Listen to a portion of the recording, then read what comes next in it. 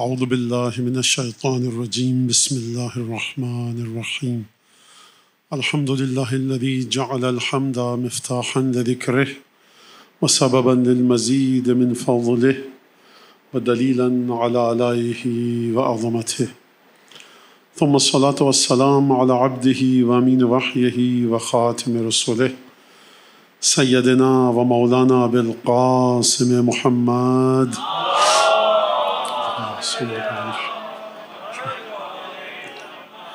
وعلى أهل بيته الطيبين الطاهرين الذين أذهب الله عنهم الرجس وطهرهم تطهيرا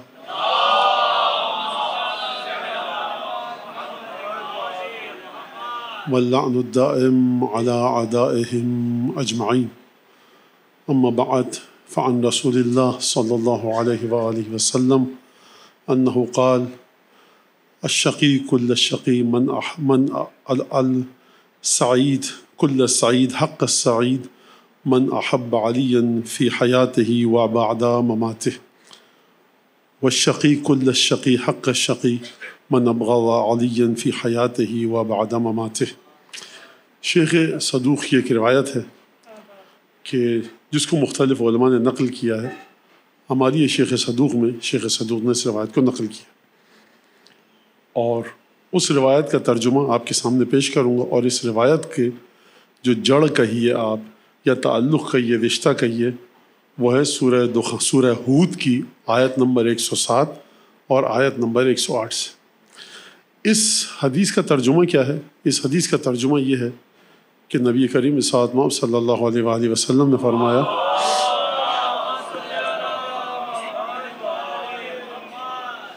کہ السعید کل السعید حق السعید۔ سعید کا مطلب کیا ہے؟ یعنی خوش قسمت، یعنی خوش بخت۔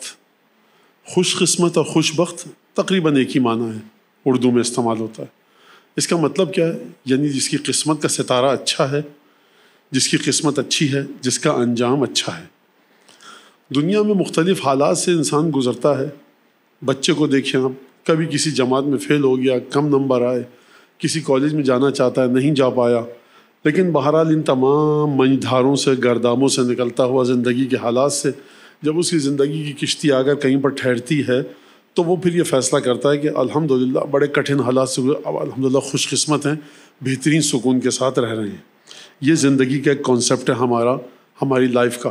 12ویں تک کہا جاتا ہے بچوں سے محنت کر لو، زحمت کر لو، اس کے بعد اچھے کسی پروفیشنل کالج میں چلے گئے تو زندگی ایک ڈگر پر آ جائے گی، تمہاری بیڑی کنارے لگ جائے گی، تمہارا بیڑا پار ہو جائے گا، سکون کے ساتھ آ جاؤ گے، خوش قسمت ہو جاؤ گے، خوش بخت ہو جاؤ گے، خوش اقبال ہو جاؤ گے۔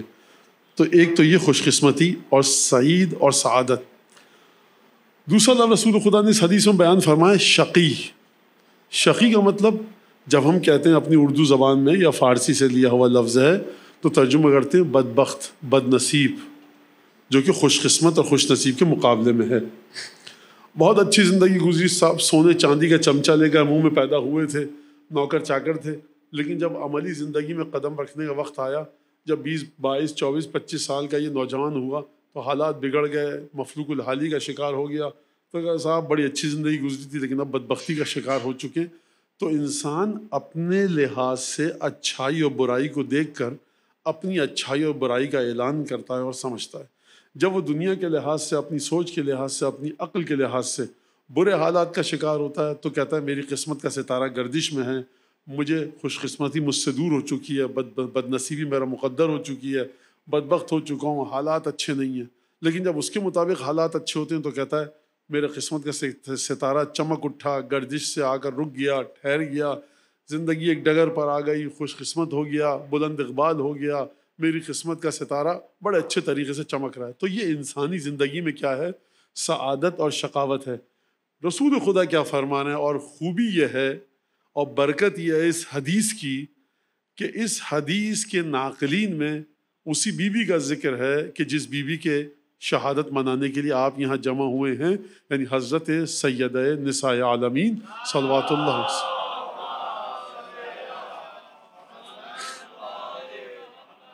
اور ایک لحاظ سے یہ حدیث امیر المومنین کے چاہنے والوں کے لیے دنیا اور آخرت کے قبلے کی جہت کا بھی تعین کر رہی ہے.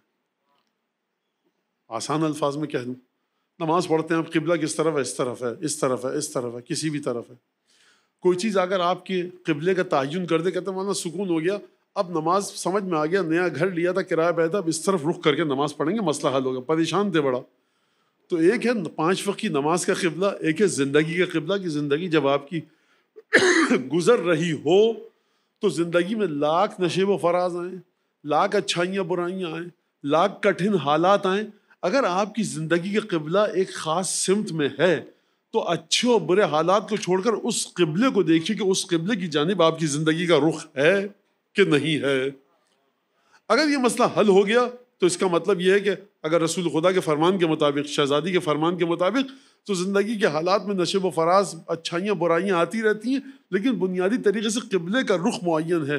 تو رسول خدا اس حدیث میں، جناب سیدہ سے بھی نقل ہے یہ حدیث، کیا فرما رہی ہے یہ حدیث؟ کہ مکمل طریقے سے السعید، وہ شخص جو خوش قسمت ہے، کل السعید، مکمل سعادت اس کے حصے میں لکھی جا چکی ہے. حق السعید، اگر کسی کو خوش قسمت کہنا شائستہ اور سزاوار ہے تو وہ یہ ہے. 3 لفظ استعمال کیے رسول خدا نے. کس رسول نے؟ کہ جو دریا کو کوزے میں بند کرنے کا علم ذات پروردگار سے لے کر آیا ہے. وہ کہتے ہیں کہ دیکھو السعید، فرمایا السعید، سب سے پہلے دیکھو السعید کون ہے جو خوش قسمت ہے. یا رسول اللہ دولت، روپیہ، پیسہ؟ کہا کہ نہیں، مدینے کے تمام لوگ اپنی دولت کو کھنگال کے رکھ دیں، اپنی غربت کو اٹھا کر رکھ دیں، جتنے برے حالات میں ہو. السعید، وہ شخص جو واقعاً حقیقتاً خوش قسمت ہے.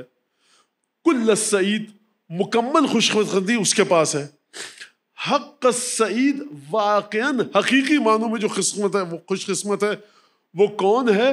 وہ ہے من احب علی، جو علی سے محبت کرے، فی حیات ہی، علی کی زندگی میں، و بعد ممات ہی، علی کے مرنے کے بعد.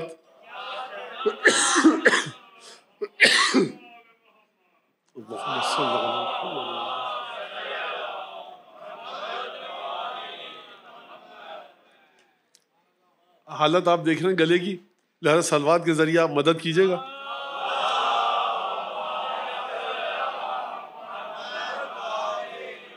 اور جس حد تک میں اپنی محنت کر پاؤں گا.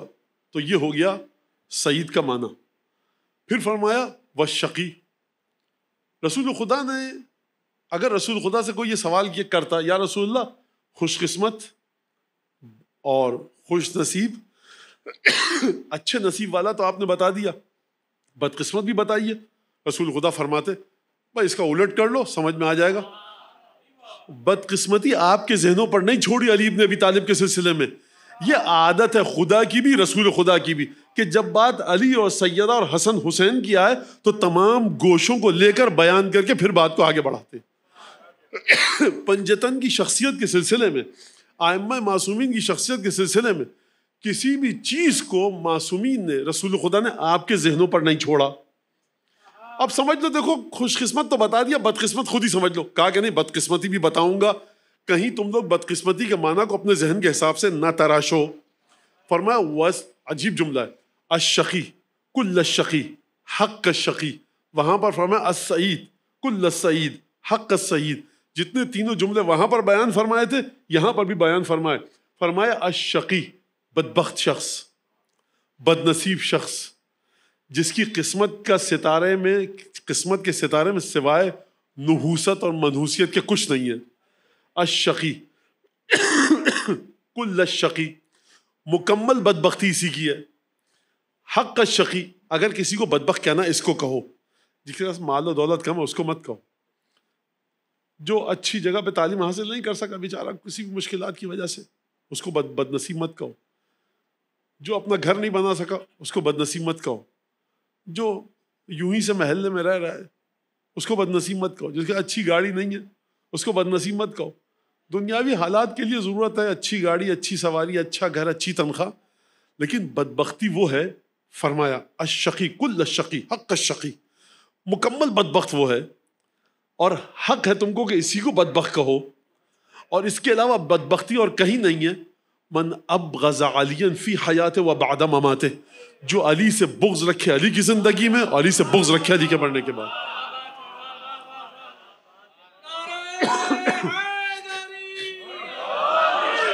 نہیں یہ بات آرام سے. اللہم صل علی محمد.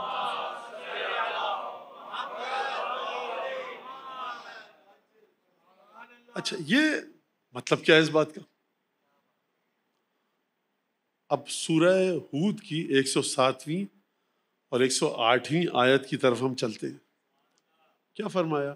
فرمایا فَأَمَّا الَّذِينَ شَقُوا فَفِي النَّارِ، وہ لوگ جو بدبخت ہو گئے، شقی ہو گئے، وہ فَفِي النَّارِ جہنم کی آگ میں ہیں.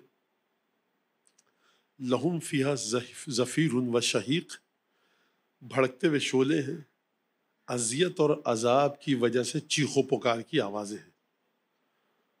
خالدین فیہا، یہ اس وقت تک ہمیشہ اس میں رہیں گے. جنتیوں کے بارے میں فرمایا، یہاں فرمایا کہ دیکھو ما دامت السماوات والارض، جب تک کہ یہ زمانے کا تسلسل قائم رہے گا یہ اسی طرح سے جہنم کے شعلوں میں گھرے رہیں گے. اور پھر فرمایا ان ربک فعال لما یرید، تمہارا پروردگار جس کام کو جس طرح سے انجام دینا چاہتا ہے اس کام کو انجام دیتا ہے. یہ کس کے بارے میں فرمایا؟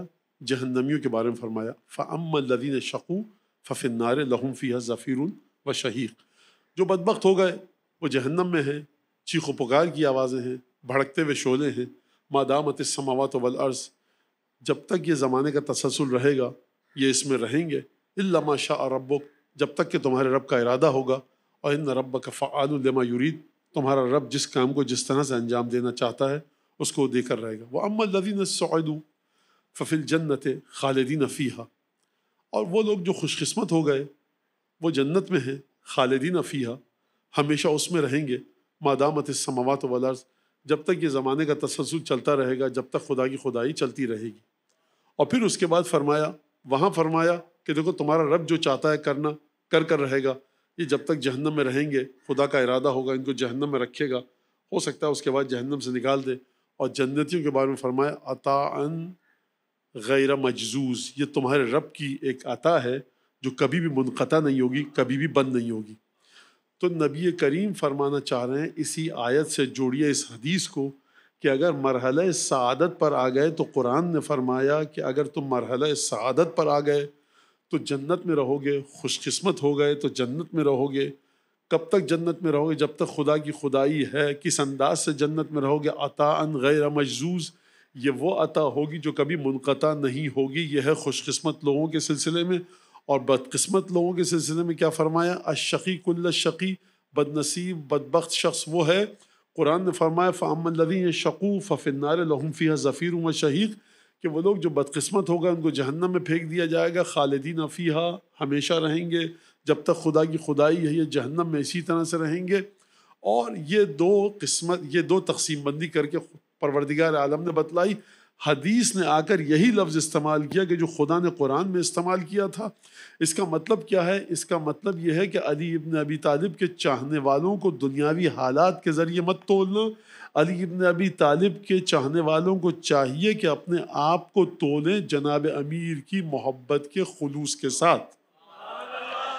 کیونکہ مکمل طریقے سے جو سعادت، مکمل طریقے سے جو بدبختی انسان کو نصیب ہوگی وہ ہے ہی علی ابن ابی طالب کی محبت کے صدقے میں.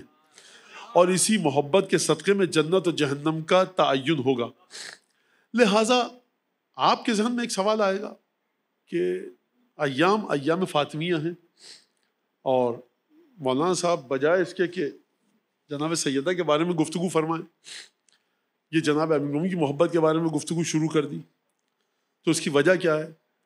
دیکھیے یہ مجالس ہیں جناب سیدہ کی، لیکن جناب سیدہ کا یہ جو ذکر ہے دو طریقے سے ذکر ہے جناب سیدہ کا. ایک تو خود سیدہ کی فضیلتوں کے عنوان سے وہ آپ کے سامنے ہیں، آئے مباہلہ کہیے، آئے تطہیر کہیے، قرآن کی جتنی بھی آیتیں ہیں. پھر اس کے بعد نبی کریم کی حدیث یا احادیث، اس میں جناب سیدہ کا ذکر ہے، وہ ایک فضیلت کا پہلو ہے. یہ جو فاطمیہ اور ان ایام میں جو جناب سیدہ کا ذکر ہے یہ ہے احقاق حق کے ولایت جناب امیر. یعنی یہ جو ایام ہیں یہ ہیں جناب سیدہ نے آ کر حقانیت، امامت، ولایت اور وصایت جناب امیر کو بیان فرمایا. یعنی یہ وہ بی ہے کہ جو گھر سے باہر نہ نکلے کوئی اعتراض نہیں کر سکتا. یہ وہ بی ہے کہ جو شریعت کے جس کام کو جس طرح سے کہے اور انجام دے کوئی اعتراض نہیں کر سکتا. بضع رسول خدا ہیں. تاریخ نے شاید 2 یا 3 مقامات پر بتایا ہو کہ سیدہ بیت الشرف سے باہر تشریف لائیں. تاریخ میں جو ملتا ایک جناب حمزہ کی شہادت کا واقعہ سن کر، اور ایک اور رسول خدا کی شہادت کا واقعہ سن کر کہ جو بتایا گیا کہ رسول خدا شہید ہو گئے، جو تاریخ نے لکھا. تیسرا جو واقعہ مجھے دکھا وہ یہی حقانیت جناب امیر المومنین کے سلسلے میں. یعنی یہ خود اس بات کو واضح کرتی ہے کہ ولایت جناب امیر کی قیمت ہے کیا. ولایت جناب امیر کی قدر و منزلت ہے وجود مبارک سیدہ فاطمہ زہرا.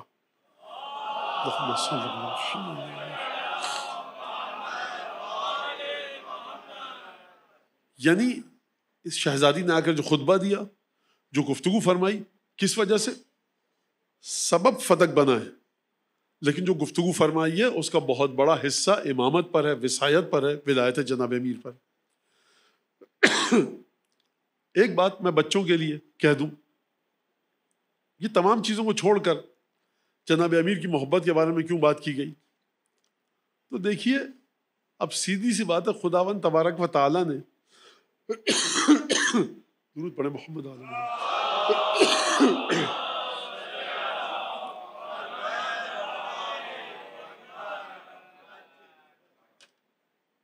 پروردگار عالم نے نماز میں جن چیزوں کو واجب کیا، معمولی سی چیزیں، رکوع ہے، رکوع نہیں کریں گے تو خدا کا کیا بگڑ جائے گا. سجدہ جیسی عبادت کروا رہا ہے، بہترین عبادت ہے، کہہ رہا رکوع بھی کرو، اچھا رکوع کر لیا. قیام نہیں کریں گے تو کیا بگڑ جائے گا خدا کا. اچھا الحمد نہیں پڑھیں گے تو کیا ہو جائے گا. خدا یا سبحان اللہ والحمدللہ پڑھ دیں گے، تیری تسبیح تقدیس ہو جائے گی. خدا کہہ رہا ہے عبادت جس طرح سے ہم کہہ رہے ہیں اس طرح سے کرو.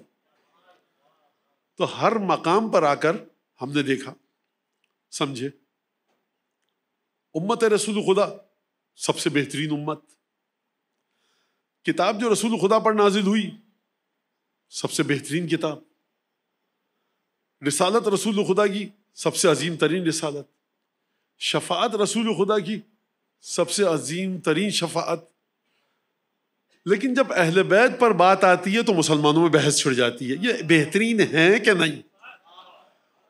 اپنے آپ کو تو کہہ رہے ہو جو 1.5 رکعت نمازوں کے لوگ ہو تم کہ ہم سب سے بہترین امت ہیں، ایک سے بڑھ کر ایک بد کردار بد اتوار امت مصطفیٰ میں داخل ہو گئے ہیں تو برے، لیکن ہیں تو امت مصطفیٰ والے.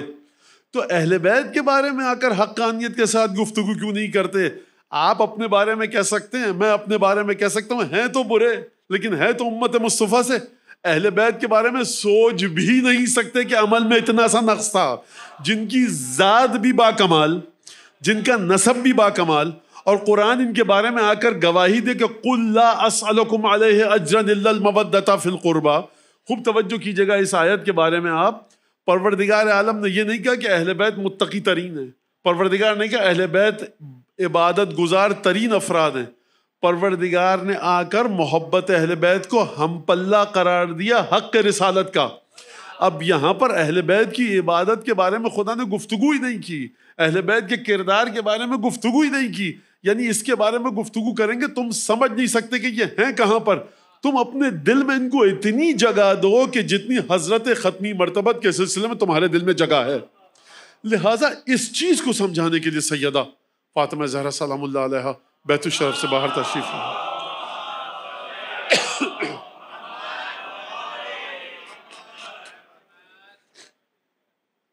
ایک اور درود بھیج دیجئے.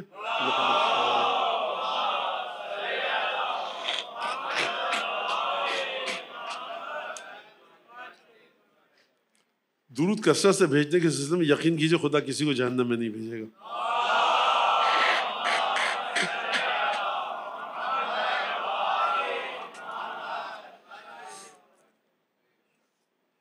اب میں نے آپ سے کہا برداشت کیجیے گا کسی حد تک بھی ہو سکے.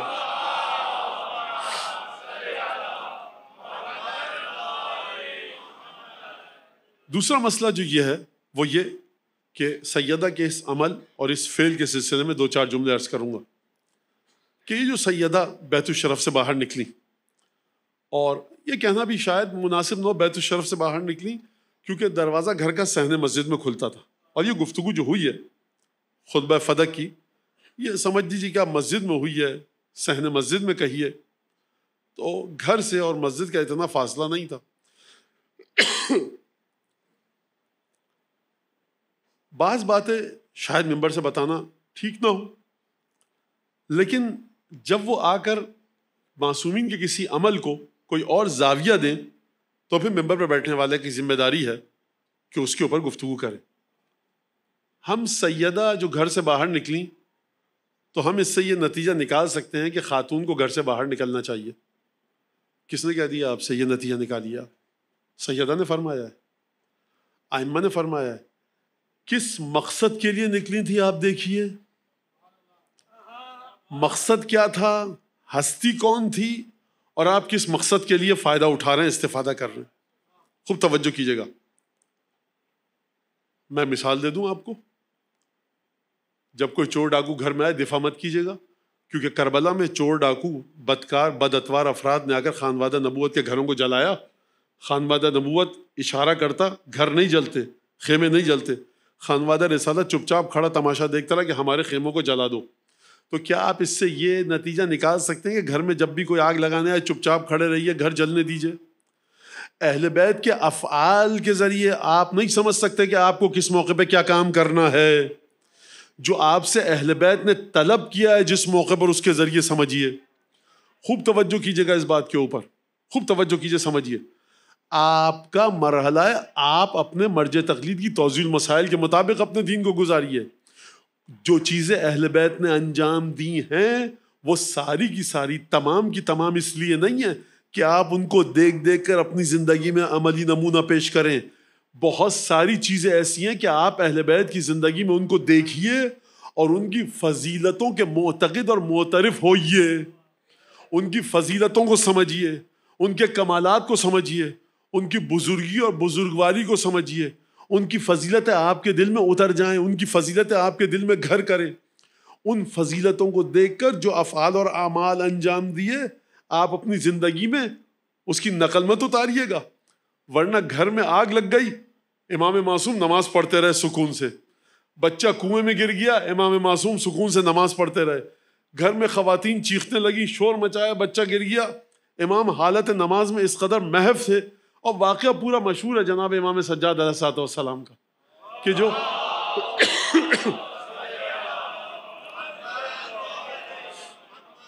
لہٰذا یہ ایک بڑا خطرناک عمل ہوگا کہ آپ اہل بیت کی سیرت کو دیکھ کر فوراً دیکھیے اہل بیت اس مقام پر یہ کیا ہم بھی یہ کریں گے، اہل بیت نے اس مقام پر یہ کیا ہم بھی یہ کریں گے. آپ کے لیے ہیں علماء کے فتاویٰ، آپ کے لیے آپ کا مرجع تقلید، آپ کے لیے ہے کہ اہل بیت نے آپ سے طلب کس موقع پر کیا کیا ہے. لہٰذا یہاں پر ایک چیز، اچھا اب جو میں نے آپ کے سامنے عرض کیا کہ خدا نے عبادتوں میں تمام چیزیں ڈالیں اور اہل بیت کی محبت کو ڈالا، تو حضور رکوع اگر آپ کا غلط ہوگا، زندگی میں 50-60 برس آپ نے نماز پڑھی اور جان بوجھ کے آپ نے وضو غلط کیا، تو نماز باطنہ دوبارہ دہرانی پڑیں گی؟ نہیں پڑھ سکتے. وصیت کر کے جائیے کہ گھر والے نماز پڑھوائیں.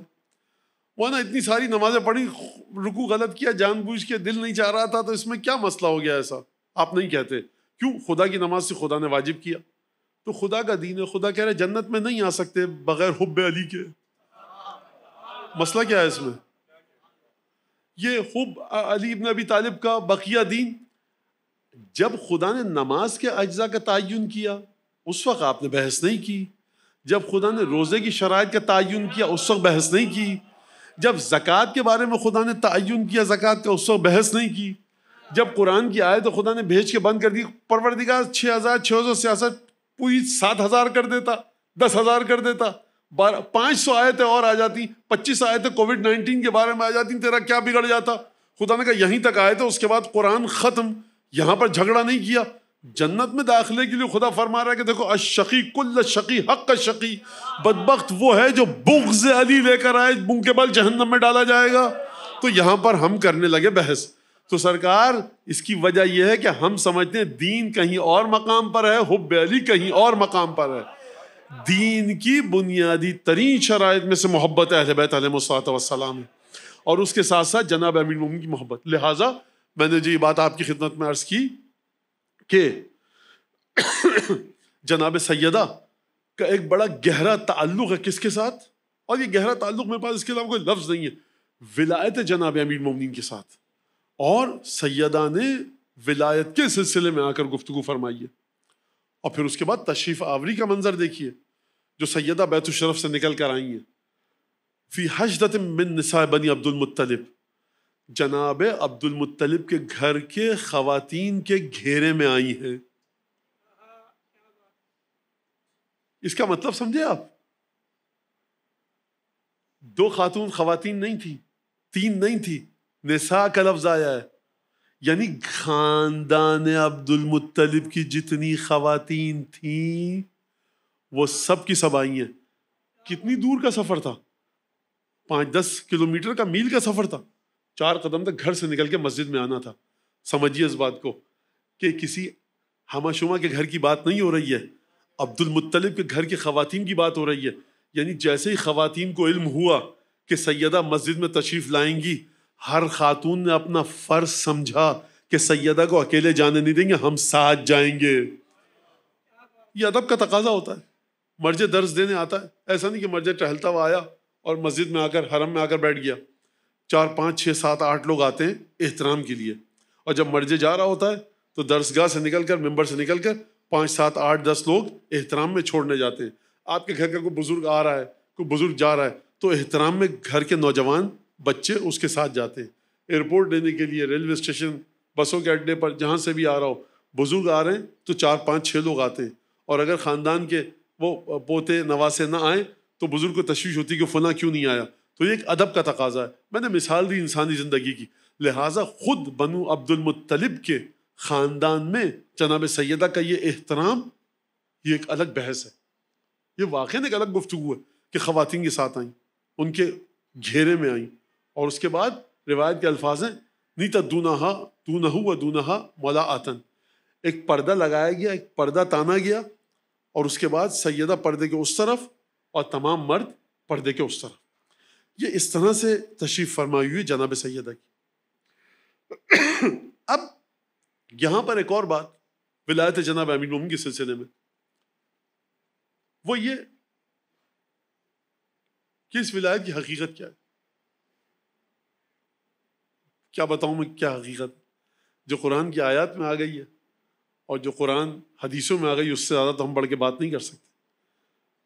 اگر میں آپ سے پوچھوں کہ ولایت کیا ہے، ہر ایک کو پرچہ دے دوں، آپ لکھ دیں گے محبت جناب امیر، دشمن سے نفرت رکھنا، مجلس کرنا، ماتم کرنا، فضائل، مصائب، 21 رمضان المبارک، 18 ذی الحجہ، 13 رجب، یہ آپ لکھیں گے. لیکن جو چھٹے امام نے جس طرح سے ولایت کے بارے میں 3 جملے ارشاد فرمائے، ان کو دیکھ کر انسان کا ذہن اپاہج ہو جاتا ہے کہ گفتگو کرے تو کیا کرے، سمجھے تو کیسے. فرمائے مولانا سر من سر اللہ، امر من امر اللہ، خدا کا ایک راز ہے، خدا کا ایک امر ہے. جبریل نے آ کر سرگوشی کے انداز میں رسول خدا تک منتقل کیا.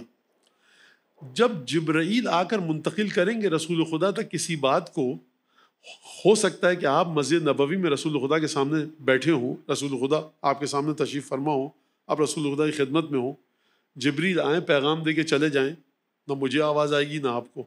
تو یہاں پر سرگوشی کا لفظ استعمال کرنے کی ضرورت نہیں ہے امام کو. اس کے باوجود امام سرگوشی کا لفظ استعمال کر رہے ہیں. اس کا مطلب یہ کہ یہ جتنی بھی ولایت سے متعلق چیزیں ہم کو پتہ چلیں اور ہمارے علم میں آئیں، یہ ولایت کی ایک سطح حقیقت امر ولایت، یا خدا جانے یا جناب امیر جانے یا رسول خدا جانے. ایک یہ چیز اپنے ذہن میں آپ رکھیے. فرمائے سر من سر اللہ و امر من امر اللہ، خدا کے امر میں سے ایک امر ہے، خدا کا ایک راز ہے. وانتم تتکلمون بہ فی الطرق والشوارع، اور تم اس ولایت کے بارے میں راستوں میں، چوراہوں پر، دکانوں پہ کھڑے ہو کے گفتگو کرتے ہو. لہٰذا یہ ہمارے کالج اسکول کے مولانا کوئی بتائیں، ہم کالج میں گئے تھے، وہاں بحث ہو گئی عزاداری پہ، ولایت پہ، امامت پہ. College school university office in چیزوں میں بحث کی جگہ نہیں ہے. وہاں پر آپ جا رہے ہیں نوکری کرنے، اسکول میں جا رہے ہیں پڑھنے کے لیے. آپ کا آقا، آپ کا مولا فرما رہے وَأَنْتُمْ تَتَكَلَّمُونَ بِهِ فِي الطُّرُقِ وَالشَّوَارِعِ، سڑکوں پر، چوراہوں پر کھڑے ہو کر، راستوں پر، اسٹریٹس پر کھڑے ہو کر، گلیوں میں کھڑے ہو کر تم اس پر گفتگو کرتے ہو. یہ سر اللہ ہے، یہ امر اللہ ہے، خداوند تبارک و تعالیٰ نے منتقل کیا ہے. یعنی حقیقت ولایت کو. اور اس کے بعد پھر فرمایا رسول خدا نے منتقل کیا جناب امیر کو. جناب امیر نے ایک کے بعد ایک منتقل ہوتا ہوا آیا. اور پھر اس کے بعد راوی کہتا ہے کہ یبن رسول اللہ، کیا اس کے بعد آپ کے پاس آیا ہے یہ امر؟ خوب توجہ کیجیے آپ، راوی شاگرد ہے چھٹے امام کا، امام کے سامنے بیٹھ رہا ہے، امام سے قذف فیض کر رہا ہے، امام سے علم حاصل کر رہا ہے، امام کے علاوہ کسی کو وارث ولایت نہیں سمجھتا. لیکن امر ولایت اتنا حساس ہے کہ راوی خود امام کی زبان مبارک سے سننا چاہتا ہے کہ ہاں ہم وہی ہیں کہ جس تک ولایت آئی ہے. امام نے اس کے بعد جواب دیا ہاں بالکل تم یہ میری طرف سے روایت کو نقل کر سکتے ہو. تو لہٰذا یہ جو ایام شہادت صدیق کبریٰ ہیں، جناب سیدہ سلام اللہ علیہ کی شہادت کے ایام، فضائل کے اللہ صلی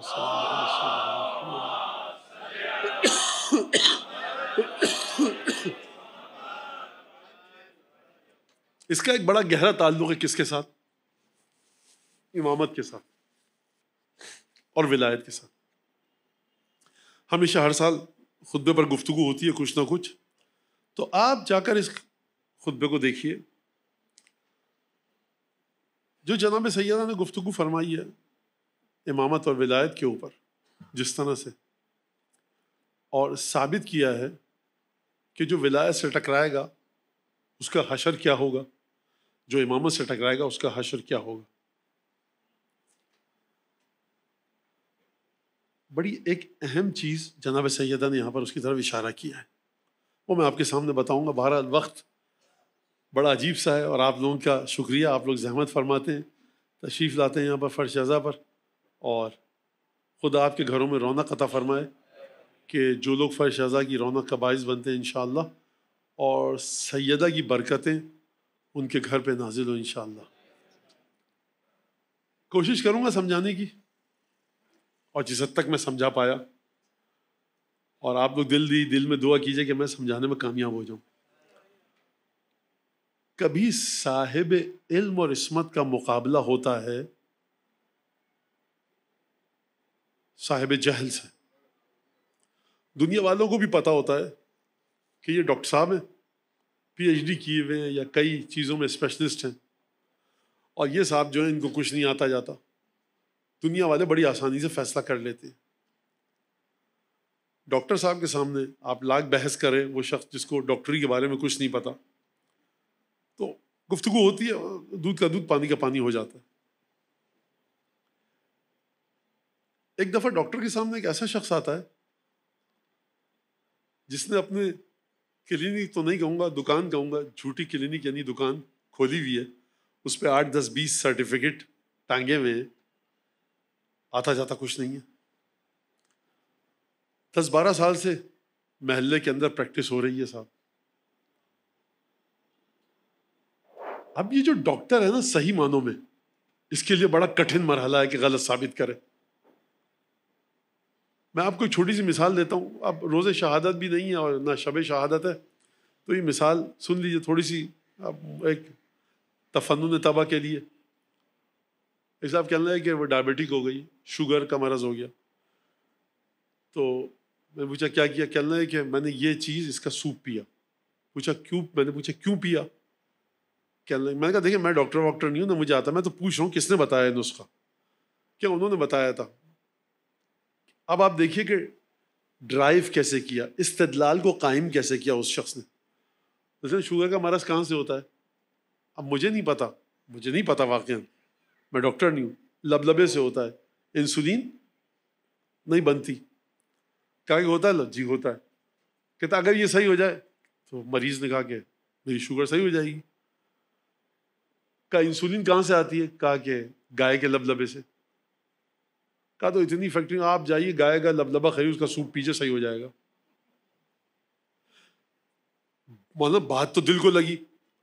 یاد رکھیے گا جب تک مکمل علم نہیں ہے بات کی سچائی اور صحت اور سکون کا آپ نہیں تول سکتے. یہ بات ہو رہی ہے اسی دنیا کی جو آ کر ٹھک ٹھک بچوں کو دیتے ہیں. وہ جو آج کل چیزیں آ گئی ہیں گوگل ہمیں پتا ہے, اور وہ جو چیزیں آ گئی ہیں اس پہ ڈالتے, کسی ڈاکٹر سے پوچھتے وہ بتا دیتا کہ یہ طریقہ استدلال غلط ہے, ایسا کوئی طریقہ علاج نہیں ہے. یہ بات ہو رہی ہے دنیاوی چیزوں کی جس کو تجربہ دکھا سکتا ہے کہ سچ ہے کہ غلط. وہاں پر یہ بیچارہ انسان بیوقوف بن گیا تو عالم غیب کے سلسلے میں کس بہترین طریقے سے بیوقوف بن سکتا ہے؟ خوب بتائیے مجھے, آپ یہ بتائیے مجھے کس طرح سے.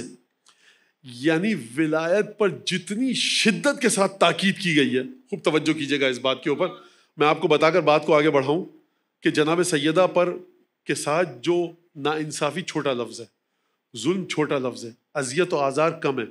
لغت میں وہ لفظ نہیں ملتا جو سیدہ پر ہونے والے ظلم کو بیان کر سکے. میں اس طرف آؤں گا ابھی.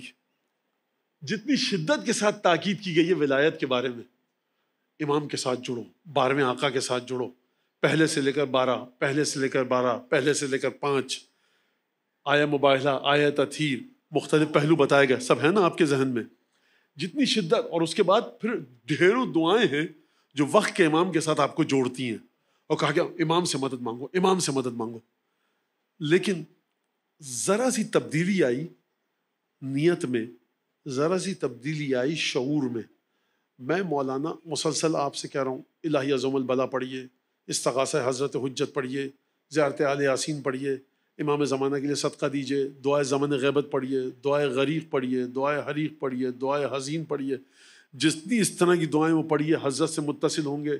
جمعے کے دن درود پڑھ کر حضرت کو ہدیہ کیجیے, سورہ یاسین پڑھیے, فلاں کام کیجیے. بی بی نرجس خاتون, مولا حضرت امام حسن عسکری, امام زمانہ کے والدین ان کے ساتھ, امام زمانہ, امام زمانہ, امام زمانہ, آپ بھی کرتے رہے. ایک دفعہ میں نے ایک چھوٹا سا جملہ کہا کہ دیکھیے یہ براہ راست میں امام زمانہ کے ساتھ میرا تعلق ہے, تو ولایت کی بات کر رہا ہوں. صاحب کیا آسان بات کر دی مولانا نے. جتنی شدت کے ساتھ تاکید آئی ہے ولایت کی, تو یہ جملہ بھی آپ مجھ سے قبول کر لیں, آپ ایک دم سے بھڑک اٹھیں گے کہ مولانا جب تک دعائیں بتا رہے تھے ٹھیک, لیکن آپ کا جو رابطہ ہے نا اس کا ثبوت ہمیں روایات میں کہیں نہیں ملتا. اس کے خلاف تمام کے تمام فقہا مراجع ہیں.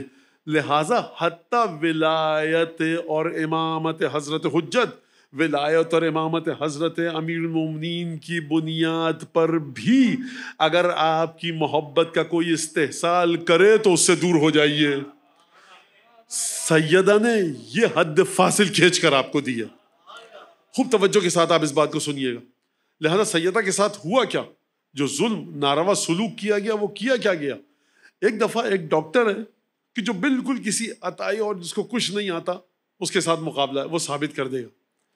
ایک دفعہ یہ ہے کہ وہ اس انداز سے گفتگو کرے کہ حق اور باطل کو ملا دیا جائے.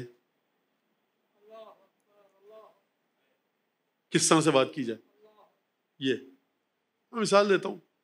ابلیس آیا خدا کے سامنے, کہا پروردگار تیری عبادت کی ہے, مجھے آگ سے خلق کیا, آدم کو مٹی سے خلق کیا, تیری عزت کی قسم توحید خالقیت کو مانتا ہوں, توحید ربوبی کو مانتا ہوں, کائنات کو غذا تو دیتا ہے, کائنات کو پالتا تو ہے. یہ تمام کی تمام گفتگو کی. تو یہاں پر بڑا مشکل ہے.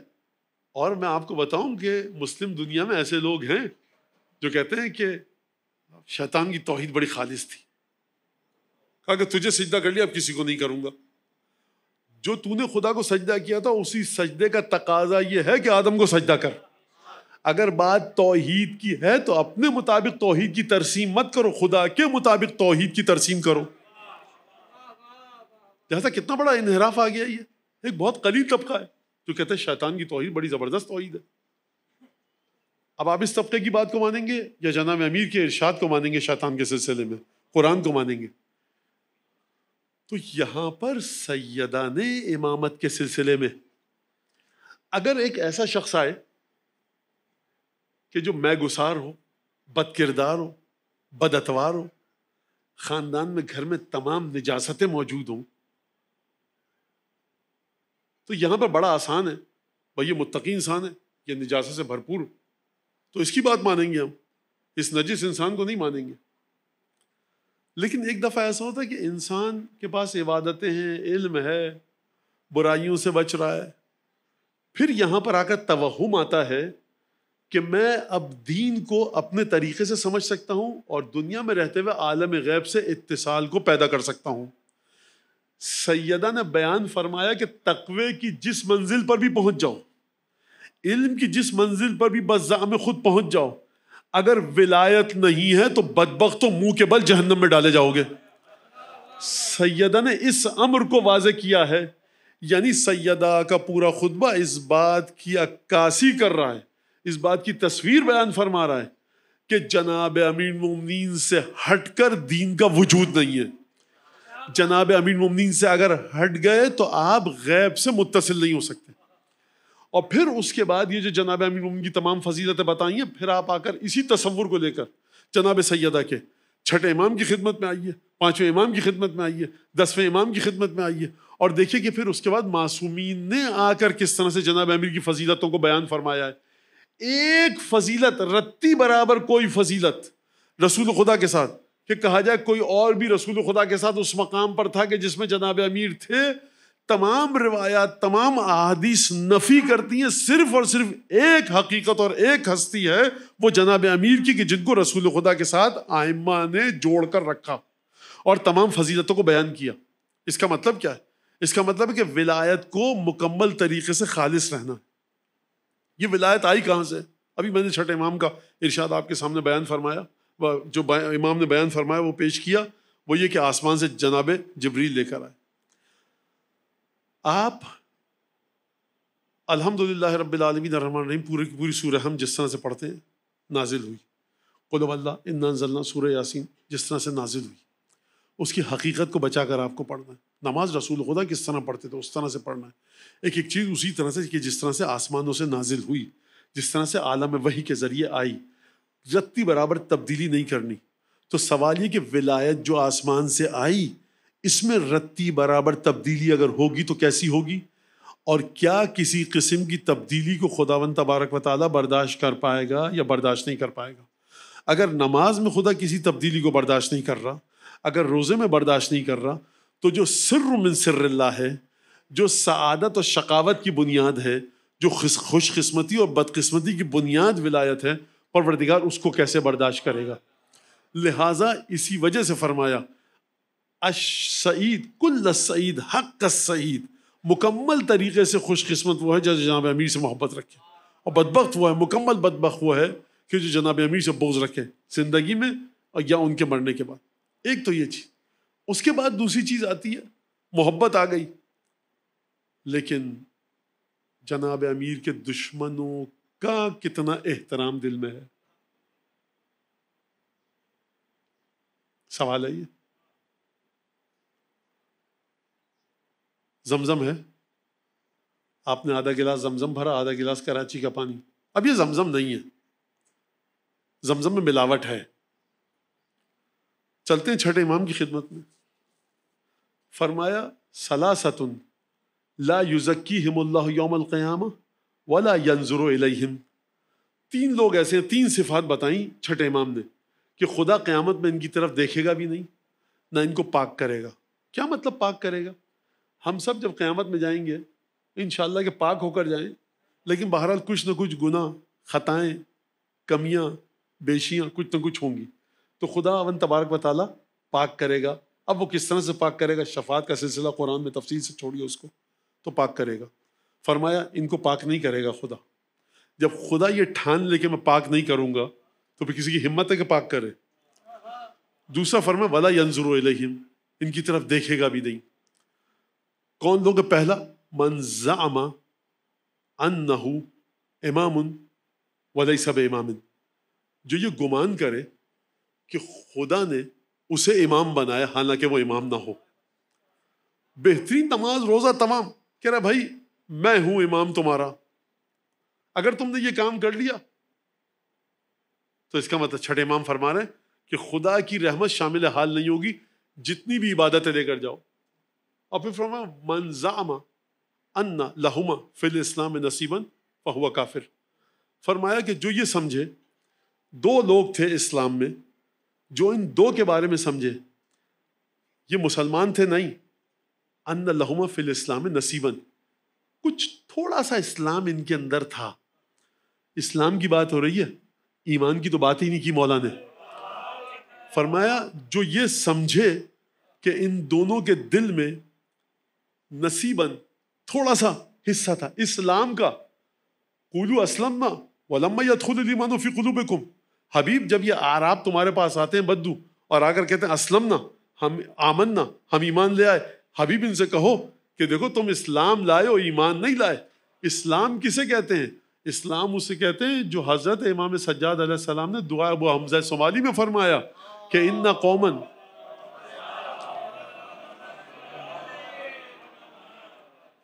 قوما آمنوا بألسنتهم لیحقنوا به دماءهم. پروردگار کچھ لوگ ایمان لائے زبان کی حد تک. خوب توجہ کیجیے گا، زبان کی حد تک ایمان لائے یعنی اسلام لائے. کیوں؟ تاکہ ان کی گردنوں پر تلواریں نہ چلیں. کہ اب تو حکومت محمد کی قائم ہو گئی ہے، لا الہ الا اللہ محمد رسول اللہ، لیحقنوا به دماءهم، تاکہ ان کی جان بچ جائے. فأدرکوا ما عملوا، انہوں نے وہ پا لیا، یہ جو پانا چاہتے تھے، حاصل کرنا چاہتے تھے، وہ پا لیا. کیا چاہتے ہیں؟ جان بچ جائے، بچ گئی. اور پروردگار ہم ایمان لائے ہیں تیری بارگاہ میں اپنی جان و دل سے، ہمیں وہ عطا کر جس کی امید پر ہم نے اپنے ایمان کو خالص کیا. تو یہاں پر آپ نے توجہ فرمائی. اب چھٹے امام فرما رہے ہیں دو لوگ ایسے ہیں کہ جن کے بارے میں تم یہ سمجھو کہ ان لہم فی الاسلام نصیباً، اسلام میں کچھ حصہ تھا. ایمان کی بات نہیں ہو رہی، اسلام میں کچھ حصہ تھا. فہو کافر، ان دونوں کو ایسا سمجھنے والا کافر ہوگا. یہ دو ہیں کون؟ ان دو کو چلیے پوچھیے جا کر سورہ احزاب سے، قرآن سے، جنگ خندق کے واقعے سے. یہ دو صفات رکھنے والے آپ کو جہاں بھی نظر آئیں، یہ ان دونوں کے بارے میں اگر یہ سمجھا کہ رتی برابر اسلام ان کے اندر تھا تو یہ تو جائیں گے جہاں جائیں گے، آپ جہنمی ہو جائیں گے. یہ خداوند تبارک و تعالیٰ کو اتنی غیرت ہے کیوں؟ پروردگار جو ان کو اچھا تم ان کو مسلمان سمجھتے تھے، غلطی پر تھے، اچھا آ جاؤ. کبھی آپ نے دیکھا کہ جو بچہ کہے کہ سر وہ میں فزکس کا پرچہ سمجھ کے آیا تھا، آج فزکس کا پرچہ ہوگا، آج میتھ کا تھا پرچہ دے دوں گا، تو سوری میں سمجھا تھا فزکس کا ہے. ٹیچر کہ نکل جاؤ باہر یہاں سے. سر یہ تو بڑی ناانصافی ہے، پیپر تو لے لیجیے. خدا کہہ رہے تم ان دونوں کو ایسا سمجھتے تھے کہ ان میں اسلام میں حصہ ہے، جہنم میں جاؤ. پروردگار میرا نام عمل تو دیکھ لے. ارے نام عمل بھاڑ میں جائے تمہارا، ہمیں اتنی چڑ ہے ان دونوں سے. سورہ احزاب کو سمجھیے آپ. اچھا یہ کون ہے دو صفات؟ ایک تو یہ قرآن مجید فرما رہا ہے، واضح الفاظ قرآن مجید کے. قرآن صفات بیان کرتا ہے. قرآن نے فرمایا کہ جب لشکر آمنے سامنے ہوا جنگ خندق میں، تو جب لشکر آمنے سامنے ہوا جنگ خندق میں، ادھر مسلمان ادھر کافر. یہاں پر رسول خدا موجود ہے، خندق کھد رہی ہے، نمازیں بھی ہو رہی ہیں. یہ جتنے بھی خندق کے اس طرح میں رسول کے پیچھے نمازیں پڑھ رہے ہیں.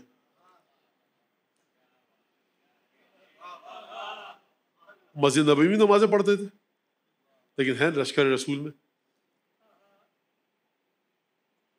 جب لشکر رسول میں ہے تو قرآن فرما رہا ہے 10,000 کا لشکر آ گیا سامنے. اچھا اس میں ایک مرحب کا عمرو ابن عبدود کافی تھا. خندق کے اس طرف مسلمان، اس طرف کافر. تو قرآن نے ارشاد فرمایا کہ وَإِذْ يَقُولُ الْمُنَافِقُونَ وَالَّذِينَ فِي قُلُوبِهِمْ مَرَضٌ. منافقین اور جن کے دلوں میں مرض تھا وہ یہ کہنے لگے. تو یہ منافقین لشکر کفار کی بات نہیں ہو رہی، یہ سرکار ختمی مرتبت کے لشکر میں موجود تھے. یہ منحوس مسجد میں بھی پیچھے نماز پڑھتے تھے، یہ منحوس جنگ خندق میں بھی ساتھ تھے. ورنہ آپ کیسے کہہ رہے ہیں؟ میں نہیں کہہ رہا، قرآن کہہ رہا ہے. قرآن کی آیت بھی تکلیف ہے تو کاٹ دیجئے جا کر. مجھ سے کیوں کہہ رہے ہیں آپ؟ قرآن کہہ رہا ہے.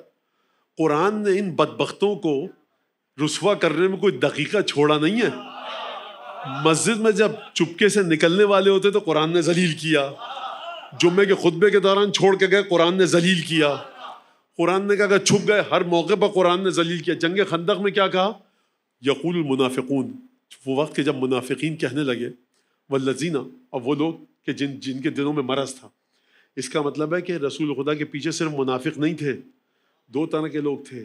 ایک تو وہ تھے کہ جو منافق تھے اسلام لائے ہی نہیں تھے سوائے زبان کے، دل میں کفر تھا.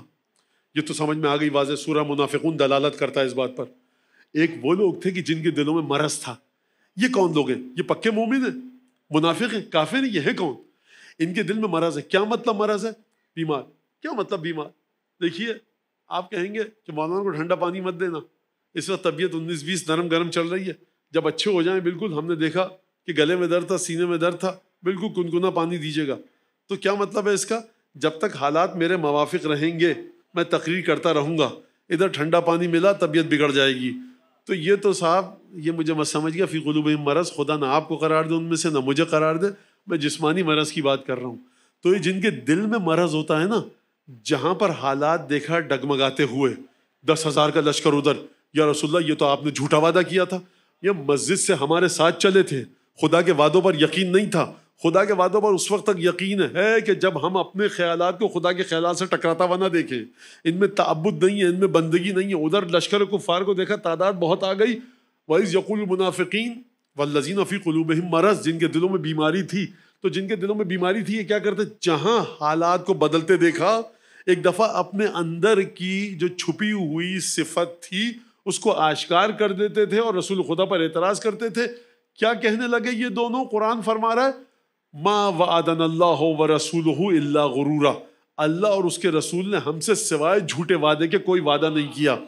اب آپ مجھے بتائیے قرآن شریف پر ہاتھ رکھ کر، جو رسول کے لشکر میں ہو، نمازیں بھی پڑھ رہا ہو، لمبے سجدے بھی کرے، رسول خدا کے ساتھ حج اور عمرہ بھی کرے، لیکن دل میں یہ خیال ہو جب بھی سامنے دشمن کی طاقت کو ذرا بڑھتے ہوئے دیکھا تو یہ کہنے لگے کہ اللہ بھی جھوٹا، اللہ کا رسول بھی جھوٹا، تو میں اس کی نمازوں کو مانوں یا قرآن کی آیت کو مانوں؟ لہٰذا امام نے فرمایا یہ دو لوگ جو ہیں منافق اور جن کے دلوں میں مرض ہے، ان کو جہاں بھی دیکھو یہ مت کہنا کہ ہمیں خدا ان سے دور رکھے. تم نے اگر ان کے بارے میں یہ سمجھ لیا کہ یہ مسلمان تھے، نہیں، اسلام میں ان کا ذرا سا بھی حصہ اگر مانا تم کافر ہو. تمہیں خدا ملحق کرے گا کس کے ساتھ؟ کفار کے ساتھ. پروردگار کیا گناہ ہے میرا؟ میں نے کون سی ایسی غلط بات کر دی؟ میں تو نماز روزہ کر رہا ہوں. کہا کہ دیکھو ہم نے طے کیا تھا کہ جو ہمارے رسول کی توہین کرے گا اس کے ساتھ ہمارا کوئی رشتہ نہیں ہوگا. انہوں نے ہماری توہین کی، ہمارے رسول کی توہین کی. جنگ خندق کے میدان میں کھڑے ہو کر کہا ما وعدنا اللہ ورسولہ الا غرورا. اللہ اور اس کے رسول نے ہمارے ساتھ جو وعدہ کیا تھا وہ جھوٹا وعدہ کیا تھا. تو ان کا یہ جھوٹ ہم کو اتنا برا لگا، اتنا برا لگا، ہمیں ان سے اتنی چڑ ہے کہ جس کے دل میں ان کے بارے میں رتی برابر اچھا جذبہ ہوگا جنت کی بو نہیں سونگھ سکے گا. درود پڑھی محمد آل محمد.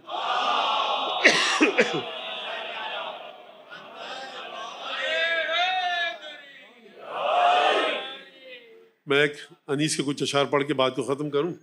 ابھی مجھے یاد آیا اور اس جگہ پر مناسب ہے. بندہ 1000 سال عبادت اگر کرے اور زر بقدر کوہ احد راہ حق میں دے، حج بھی پیادہ پا جو 1000 اس نے ہو کیے، اور بے گناہ شہید ہو وہ ظلم و جور سے. کوئی نیک کام رہ گیا؟ نہیں.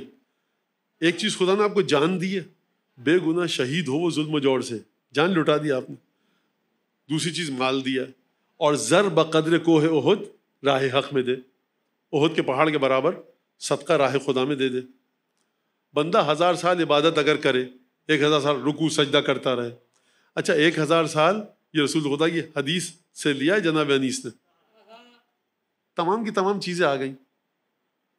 حب علی کی میں جو نہیں دل کے جام میں، جنت کی بو نہ آئے گی اس کے مشام میں.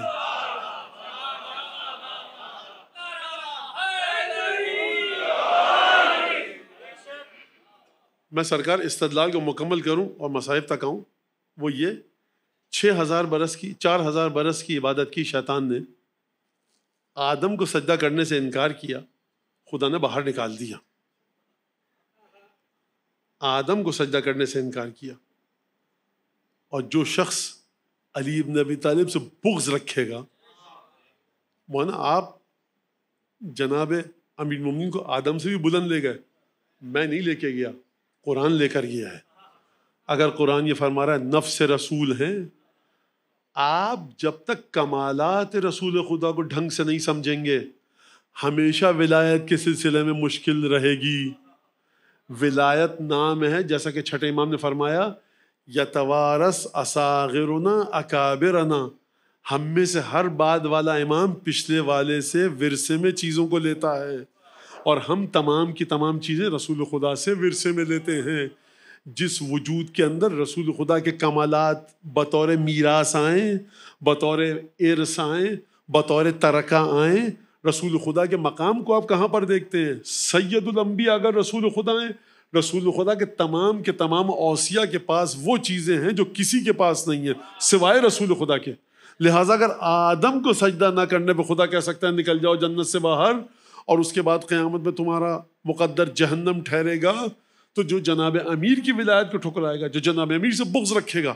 لہٰذا یہی وجہ ہے کہ رسالت مآب نے فرمایا الشقی کل الشقی حق الشقی، بدبخت ترین شخص، مکمل بدبخت، اور جس کے لیے شائستہ اور سزاوار ہے کہ اسے بدبخت کہا جائے، بدبخت ترین شخص کہا جائے، وہ کون ہے؟ من ابغض علی فی حیاتہ و بعد مماتہ، جو علی سے بغض رکھے زندگی میں اور علی سے بغض رکھے مرنے کے بعد، وہ بدبخت ترین شخص ہے. کیوں بدبخت ہے؟ اس وجہ سے بدبخت ہے کہ اس نے اس چیز کو ٹھکرایا کہ جو حق و باطل کا معیار ہے، کہ جو جنت و جہنم کی تقسیم کا مرحلہ. درود پڑھے محمد آل محمد.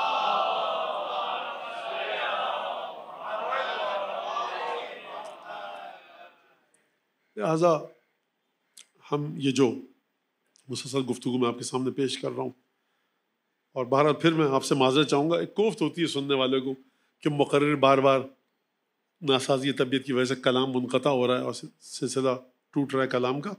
اس کے لیے میں آپ سے معذرت بھی چاہتا ہوں، شکر گزار بھی ہوں آپ کا کہ آپ نے بڑے حوصلے اور ہمت کے ساتھ گفتگو کو سنا.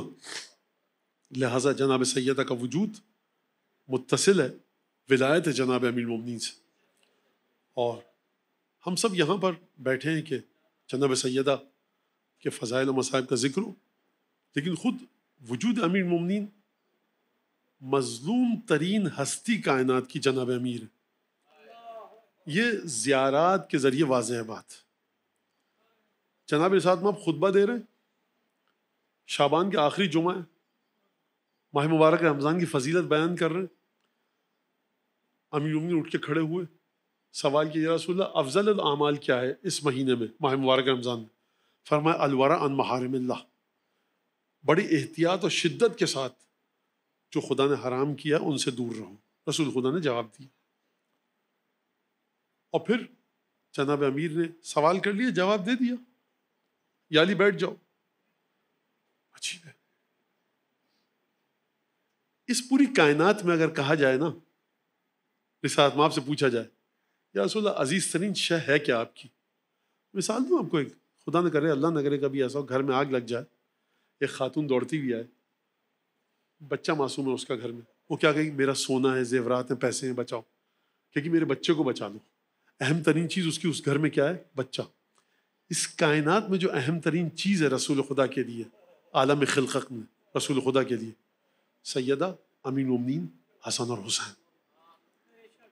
اور آپ کے دل میں اگر ان چاروں کی محبت ہے، یقین جانیے رسول خدا کی رحمت کا مرکز ہے آپ کا دل. جناب امیر نے سوال کر لیا، اب کہیں یا علی اب سوال کر لیا، بیٹھ جاؤ. عالم یہ ہے کہ جہاں وجود علی بن ابی طالب رسول خدا کو دکھتا ہے، محو ہو جاتے ہیں علی بن ابی طالب کو دیکھنے میں. آپ اس کا مطلب سمجھے؟ کیا مطلب ہے اس کا؟ اور ایک دفعہ آنکھوں سے آنسو جاری ہوئے. جناب امیر پریشان ہو، فرمایا یا رسول اللہ ما یبکیک، آپ کے رونے کا سبب کلمہ استحلت منک فی ھذا الشہر، علی جو تمہارے ساتھ یہ امت سلوک کرے گی نا میری، وہ چیز مجھے یاد کر کے رونا آ رہا ہے. وَكَأَنِّي بِكَ، اے علی جب تم پر ضربت لگے گی تو میں مسجد کوفہ میں تمہارے برابر میں کھڑا ہوں گا. سنا اپنے واقعہ. سیدہ بستر شہادت پر ہیں، استراحت فرما رہی ہیں. امیر المومنین آئے، تشریف فرما ہوئے. سیدہ نے ایک دفعہ جناب امیر کے چہرے کی طرف دیکھا. تکلیف کے عالم میں ہیں سیدہ، درد کے عالم میں ہیں. جناب امیر نے دیکھا کہ آنکھوں سے آنسو جاری ہیں. اچھا شوہر کیا سمجھے گا اگر ایک عام گھر کی بات ہو؟ شہزادی کو تکلیف ہے، آپ کو درد ہے، بتائیے. کہا کہ مایوب کی کیا سیدتی. جناب امیر نے جملہ کیا کہا آپ سنیے، اے میری شہزادی. کیا چیز آپ کو رلا رہی ہے؟ فرمایا لما تلقى بعدی ابا الحسن، اے علی میرے بعد جو یہ امت آپ کے ساتھ کرے گی نا سلوک، وہ مجھے رلا رہا ہے. آپ جمع ہوئے سیدہ پر گریہ کرنے کے لیے، سیدہ گریہ کر رہی ہیں جناب امیر کے لیے. عجیب مرحلہ. جناب امیر کا ذکر آیا. اب یہ خلاف ادب لگتا ہے مجھے کہ میں جناب امیر کے مصائب کے علاوہ کسی اور کے مصائب پڑھوں. اجازت دیجئے. اور یہ مصائب سیدہ آپ کے شوہر نامدار کے مصائب ہیں، ہدیہ کر رہے ہیں آپ کی بارگاہ میں. عزیزان گرامی، جب جناب امیر سحری کے بعد گئے ہیں نا مسجد کوفہ، واقعہ آپ پڑھتے ہیں، دروازے کی کنڈی آگے بڑھی اور کمر کے پٹکے میں اٹک گئی. پٹکے کو چھڑایا، کس کے باندھا. مرغابیاں دوڑتی ہوئی آئیں، مولا کا راستہ روکا. بیٹی کی طرح مڑ کر کہا میرے بعد ان کا خیال رکھنا. سواہ تتبعها نوایا، جو مرغابیاں چیخ رہی ہیں نا، بہت جلد نوحے کی آواز آئی. گئے اس ملوم کو بیدار کیا جو مسجد کوفہ میں سو رہا تھا. کہ اٹھ کر کھڑا ہو جا، جس کام کا تو ارادہ کر کے آیا ہے نا، نزدیک ہے کہ زمین اور آسمان پر لرزہ طاری ہو جائے. نیت باندھی، نماز پڑھنا شروع کی.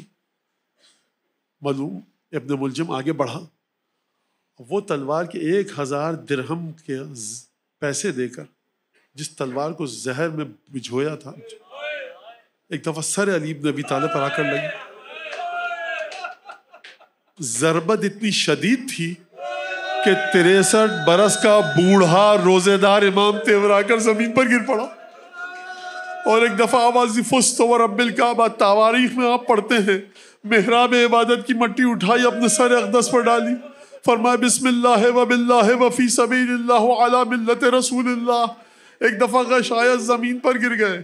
اصحاب علی بن ابی طالب کو چٹائی میں لے کر آئے، کہا کہ علی کو زخم لگائے. چٹائی لائی گئی. جناب امیر کے پیروں میں جان نہیں ہے چلنے کی، زخم سے بھل بھر علی کے خون بہ رہا ہے. ایک دفعہ چٹائی لائی گئی، چٹائی پر لٹایا گیا. اصحاب چٹائی کو دھیرے دھیرے لے کر گئے آگے. میں کہوں گا یا علی، یہ آپ کی قسمت ہے کہ جب آپ کے پیروں میں چلنے کی طاقت نہ رہی، چٹائی لائی گئی. ایک دفعہ جناب امیر نے جب غش سے افاقہ ہوا ہوگا، آنکھیں کھول کر دیکھا ہوگا، چاروں طرف اصحاب نظر آئے ہوں گے. لیکن میں کہوں گا یا علی، کاش عصر عاشور ہوتے جب آپ کا حسین گھوڑے سے زمین پر گرا تھا. مولا نے جب آنکھیں کھول کر دیکھا ہوگا، کوئی نہ تھا سوائے دشمنوں کے. بس ایک دفعہ علی ابن ابی طالب کو لایا گیا. کس انداز سے لایا گیا؟ 21 رمضان آئی، تمام اپنے بچوں کو بلا کر وصیتیں کی. 21 رمضان مولا کی شہادت کی تاریخ ہے، لیکن علماء بیان کرتے ہیں کہ 21 رمضان کو علی بن ابی طالب کی شہادت نہیں ہوئی ہے. علی اسی دن مر گئے تھے کہ جب گھر کے دروازے پر آگ لگی تھی. یہ وہ مرحلہ تھا جب گھر کے دروازے کو جلایا گیا. وہ مرحلہ تھا کہ رسول خدا نے علی سے وعدہ لیا. میں اپنے الفاظ میں بتاؤں آپ کو، یا علی جب یہ مرحلہ آئے گا خبردار تمہارے ہاتھ تلوار کے قبضے کی طرف نہ چلے جائیں. بڑا کٹھن مرحلہ تھا، لیکن علی ابن ابی طالب نے طے کیا. ایک دفعہ 21 ماہ مبارک آئی، علی ابن ابی طالب نے وصیتیں کی. مد رجلیہ و یدیہ، ایک دفعہ اپنے پیروں کو پھیلایا، ہاتھوں کو پھیلایا. واستقبل القبلہ، قبلے کا رخ کیا. وغمض عینیہ، اپنی آنکھوں کو بند کر کر بچوں کو مخاطب ہوئے، کہا اے میری اولادو، تم سب کو خدا کو سونپا، تم سب کو خدا کے حوالے کیا. اب علی تم سے رخصت ہو کر جاتا ہے. میں کہوں گا یا علی، آپ سیدہ کے پاس پہنچے، رسول خدا سے ملاقات کی، جعفر طیار سے ملاقات کی، لیکن آپ کے بچے بچوں نے آپ کے بعد کس مظلومیت کے ساتھ یہ وقت گزارا، کس تکلیف کے ساتھ وقت گزارا.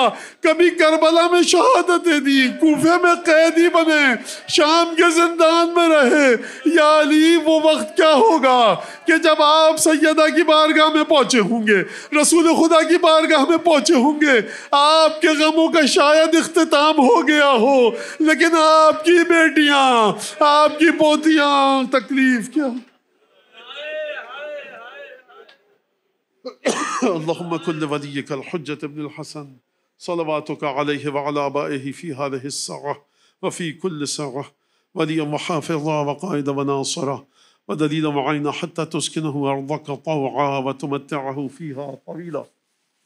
اللهم بحق محمد وآل محمد عليك صل على محمد وآل محمد وعجل فرجهم وأهلك عدوهم من الجن والإنس من الأولين والآخرين واكفنا ما همنا وارزقنا العافية ووسع رزقنا وطول أعمارنا مع الصحة والسلامة في الجسم والروح. ربنا تقبل منا إنك أنت السميع العليم وتب علينا إنك أنت التواب الرحيم. پالنے والے بانیان مجلس سے، حاضرین مجلس سے، جن جن لوگوں نے اس مجلس میں جس طرح سے بھی جو حصہ لیا، سوز، سلام، نوحہ، مرثیہ، زیارت، قلیل، حقیر، خطیر، عظیم، جلیل، جس طرح سے بھی پروردگار حصہ لیا ان کو بہترین اجر جناب سیدہ کی بارگاہ سے عطا فرما. اس مجلس کو حضرت حجت کی بارگاہ میں شرف قبولیت سے سرفراز فرما. مولا کے دل سے ہر دکھ کو دور فرما، ہر خوشی عطا فرما. حضرت حجت کے زخمی دل کے لیے مرہم دل قرار دے. مولا کے ظہور میں تاجیل فرما، ہمیں ان کے انصار اعوان میں شامل فرما.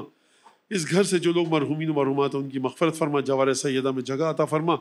مجھ سے آپ سے جن لوگوں نے جن دعاؤں کی درخواست کی ان دعاؤں کو پورا فرما. اس مجلس میں جو تنگ دست، نادار، قرضدار، پریشان حال، بے اولاد، بے روزگار، کسی مشکل میں گرفتار ہے، اس کی مشکلات کو دور فرما. دعاؤں کی قبولیت کے لیے بلند آواز سے درود پڑھ.